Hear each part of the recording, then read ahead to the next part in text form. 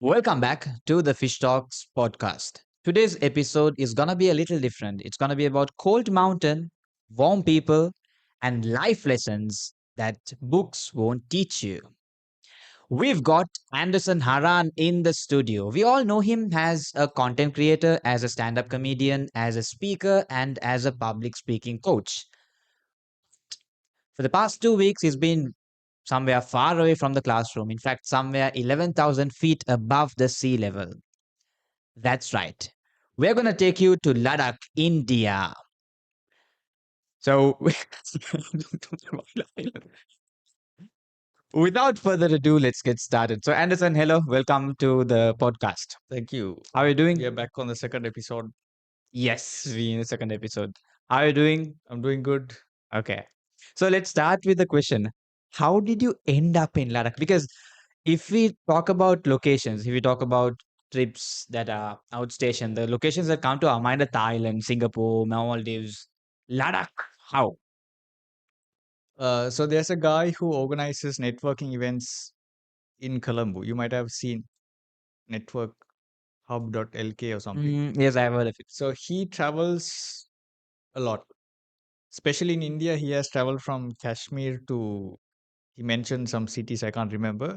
Yeah. He traveled for almost a month from one place to another through a bike. Okay. So he has enough experience spending time there, and then I think he got in touch with more people who are bike riders. There are like big bike riders community close to Himalaya and so on.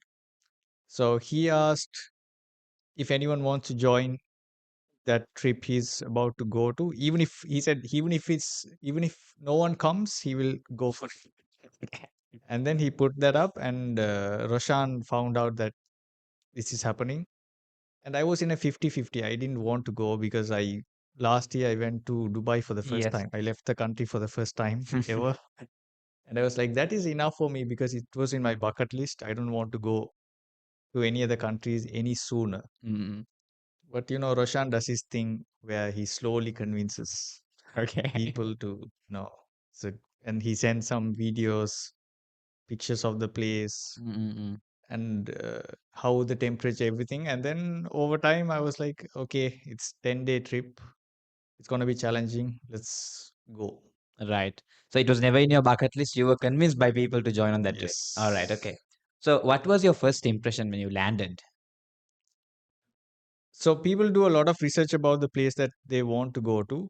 I usually don't like to research much about a place, but at the same time, you should be careful because you don't know what the temperature is like, Yes. what kind of things you have to take there, and so on.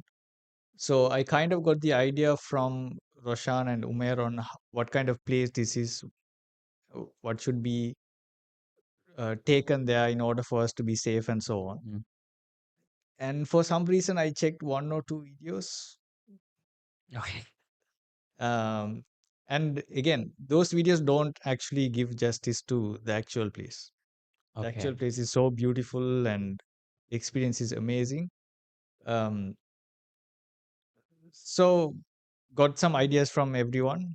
Anyway, Roshan was having a checklist of everything, so I just copied this checklist Okay. and Okay. then took item. Like, what's something that the locals of Ladakh taught you without even saying a word? I would say hospitality is one.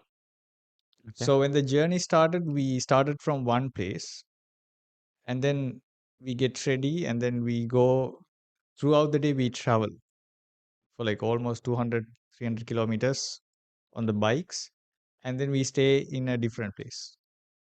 And It's then like we hotels and can be a hotel, sometimes it's a tent. okay. So it's a variety of places. And then from there we go to another place. So each place we go to, they're very disciplined, very active, high energy. So they wake up very early. I think I asked him how. There was one guy I was asking him, how do you have so much energy? He looked like 53 or plus, and he was like, it's high altitude. Okay. High altitude, high energy. So that's the simplest reason they gave, and very friendly.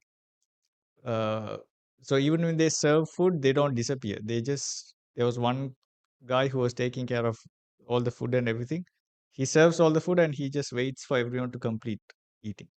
So whenever who comes close by, whenever whoever comes close by, he serves and then just watches how things happen. Okay, okay. So very good hospitality. People are great. Um, the thing is, if you go with a mindset of, oh, this is a new country, people, we don't know how to talk to them and so on, that might limit you from interacting with them. Mm-mm. But you should be open to break that conversation. Yes. So, in terms of hospitality, now Sri Lanka is known for hospitality. If you ask any tourist that come to Sri Lanka, what's the one thing that's really crazy apart from the nature and the natural resources, they are going to be like hospitality. Because you can go and ask someone, bro, how do you go to this particular road? And that bagger will be like, shall I come in your tuk and guide you to the location? That's how hospitality is in Sri Lanka. What is something that Sri Lankans can learn from the culture of Ladakh, from the people of Ladakh, in terms of hospitality? In general, I think there will be always learning for both parties to learn from each other. Mm. If it's specific to what can we learn from them, they're very organized. So it's again, it's a very general judgment. They're very organized on whatever they were doing. So there were very less people involved in wherever we stayed, but things were very organized. Like, for example, they found maybe because they are in that industry for a long time, they kind of lived through every stage of that. Because of that, they know what kind of problems they might be facing, what time to wake up, what time to give the hot water, because we can't live without Mm-mm. hot water there.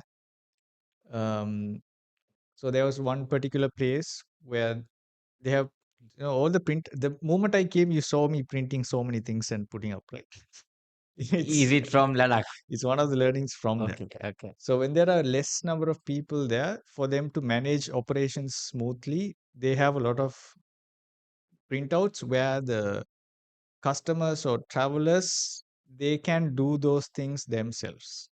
They don't need another person to come and guide them on how to do it. Mm-mm.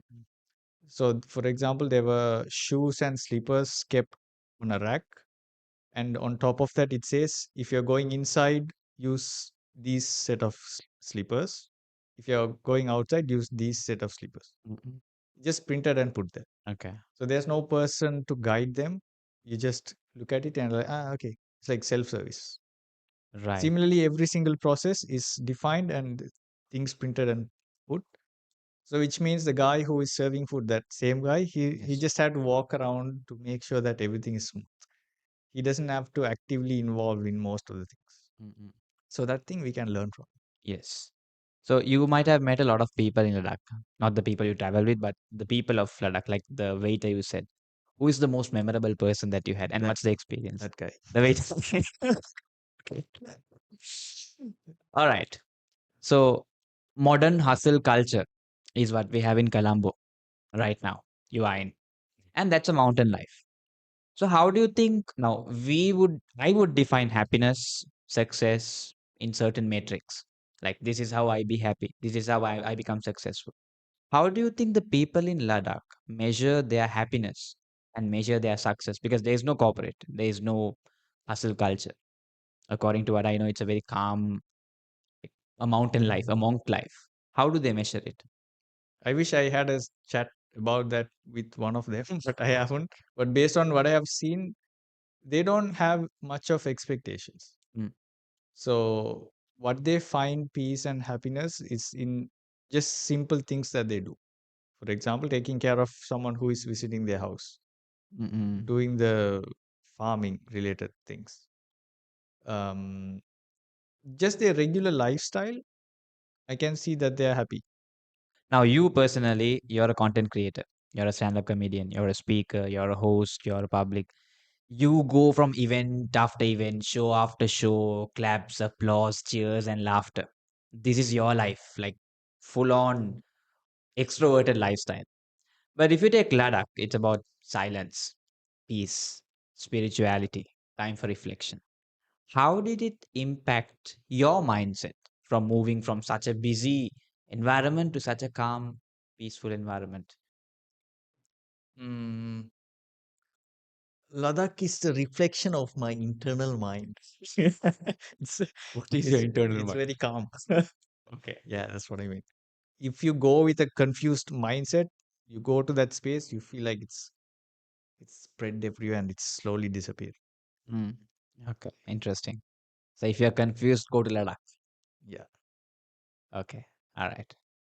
What's something that Ladakh taught you that books or seminars will never teach you? Or that I know you're a book, you're an avid reader because Kind of. all these books are your books. So what's something that the books can't teach you that Ladakh taught you? Um, so I actually had like a set of notes that I learned from Ladakh, and most of them are about how to be content and how to make things easy, like that guy, the waiter. Do you mind sharing a few things how to be content? Because I Um, think it's needed for us, for the people who live here than them. how to be content. Um, so most of the learnings I have got are for pufferfish. Okay, Okay. so it's not like I was open to learn, but I was like, oh, this is cool. It's interesting. Mm. How you can optimize some process, those kind of corporate related learnings I have had. Apart from that, a very basic humanly thing to learn from them is being respectful and going extra to be kind and supportive. So there was this one specific place we stayed, and they are all professional, but this he's the owner of that hotel, Mm. and you don't even realize he's the owner until someone tells you, because he's that humble. That humble. Right. Okay. He's like, he calls everyone, sir, how are you, sir? What are you doing? How do you enjoy the food? And then he's one of the best things that I can learn from him is he's trying to learn from whoever is coming. Mm. So I told him I do this and so on, and he's like, oh, social media, oh, that is interesting. Can you tell me how to do this, how to do that? Is it important? And so on. Mm-mm. So the mindset of learning, it's a great thing to connect with people. In general, if you ask me what is something that you can learn from Ladakh, being humble. Being humble. No matter how big or rich you are, they're Yes, always humble and ready to yes, learn. ready to learn. Yeah. And being ready to learn is one of the best ways for you to connect with people. So in Yes. general, people confuse. I don't know how to do small talk. I don't know how to do deep talk. Mm. I don't know how to talk. So all of those things are there, and they're like, "Oh, what's your name? Uh, where do you work?" Uh, and you're done. You don't know what to ask after that. Mm-mm. And it's quite obvious you are asking those questions just to connect. You don't have Yes. any reasons further. Mm. But the moment you have something to learn from someone, it's automatic. You don't even think about the questions. You're purely interested to learn, and that will give you more questions automatically. So that learning mindset is the best way to connect with people, and that is something that I have learned from them. Yes, even I read a book yesterday. I was reading a book and it said each and every person you meet in your life is superior to you in one way or the other. You might be a good speaker, you might be the best coach, but the person you meet could be the best, I don't know, best chef. He could be the best person who could make fried rice. So there's always something that we can learn from people. What book is this? That book. Can I have it? How to influence and influence people? Oh, yes, this Oh book. yeah. Okay. The book that you brought from Ladakh. Yes. So to quote it exactly, Emerson said, "Every man I meet is my superior in some way. In that, I learn of him." Mm. So what he's trying to say is give honest and sincere appreciation to whoever you meet. Yeah. So when you feel like, oh, I don't need to appreciate him because he's so normal, I'm such a big head. And that's why he says every person is superior to in one way or the other. Yeah. The interesting fact is, it's not about what they have learned through schools and books that makes them superior. Mm. It's most of the time their lifestyle. Yes. So if you are born in, let's say, America, and I'm born in Sri Lanka, and you have dealt with some high tech lifestyle and so on, which means you might be by default, let's say you use more iPhone than me. Like Mm. in Sri Lanka, maybe we were just getting used to Nokia or something, and you Yes. are using iPhone and so on. So by default, your expertise on social media and so on will be high. It's not like you learned from school. Yes. And when I meet you, obviously I'll have so many things to learn from you. At the same time, you will have so many things to learn from me based on uh, my lifestyle here. Maybe I was a farmer, Mm. or my parents were farming, and I was just observing as I grew up. Oh, they are planting, watering. Uh, they have this kind of distance between plants, Mm. and this it takes almost 3 months or 4 months to complete this and so on. So those are just by growing up. I have gained those knowledge, and I'm not aware of that knowledge I have. The moment Yes. you come and talk to me, I just tell all of these things, and you're like, "Oh, wow, you know Yes. so much." According to you, it's like, nah, it's a basic thing. Everybody Yeah, knows it, but for someone else, it's like, oh, damn, yeah. So these things, so that's why superior is you are superior to me, and then I'm superior to you in different in areas, different areas. not in the Yes. same path. In the same path, I'm stupid, so Understood. you're the expert. On the other path, I'm the best, and you're stupid. So, so that's why even if it's a kid, there will be something to learn, and that's why people say that. Yes. Because just because he's a kid, I mean, he's not aware of the corporate and so on. But who knows? He might be sitting next to that father who is a businessman, Mm. and he just notices things. Yes. And he might be learning from the school, and then he knows about some friends. Maybe he has the best friend who is autistic, for example, and then somehow he found ways to help him, and he knows it works. But people find it hard to, you know, teach or work with autistic kids. Mm-mm. So they might know secrets that we don't know. Yes. And they just don't say it because we don't We don't ask. ask. Yeah. Yeah. True. Okay, Andy, we're running out of time. So, as the final takeaway, what is one experience that you think every listener who is watching this podcast should have, based on, because I know you have had a lot of experiences? And what is one final key takeaway advice that you wish to offer to the audience? There was one particular question on my Instagram that I put like, any questions you want to Yes, ask? yes, I And saw that. there's one question like, how are you so rich to travel? Okay, how is so rich? I think So audience are interested in that as yeah, well. I'm not rich, and I put the answer. I'm not rich. I just found out where I want to spend the money on. So if you're going once a, like if you are able to buy an iPhone, so the trip that I went to is less than 300K SLR. Really? Yeah. Up and down everything? Yes. Okay. Yeah. So you can always find budget friendly trips and so on. It's just we think it's too expensive and we don't take that chance. Mm. Or we think traveling, I mean, maybe I can do a course, maybe I can buy an iPhone or a watch or something. But I would recommend you take that opportunity, because your mind will open up a lot for you to see there's more for you to learn from the Mm. outside. The experiences that you get, even after one trip, the people that you meet, the places that you go to, will teach you so much. You automatically, suddenly, you will have a thought, okay, I should start traveling more. Yes. Maybe even inside the country. Even inside the country. There's so many places I haven't Yes, visited yes, inside the yes. country. And all the tourists, they visit all the parts of even Sri Lanka, and they come and, uh, when I talk to some people that I know, they tell those things. I'm like, what? Really? That's in Sri Lanka? I didn't know. Mm-mm. So we just forget about, I mean, travel wherever you can, but traveling always opens your mind. Mm. That's a simple thought I can give you. And Yes. then always have that mindset of learning from everyone. All right.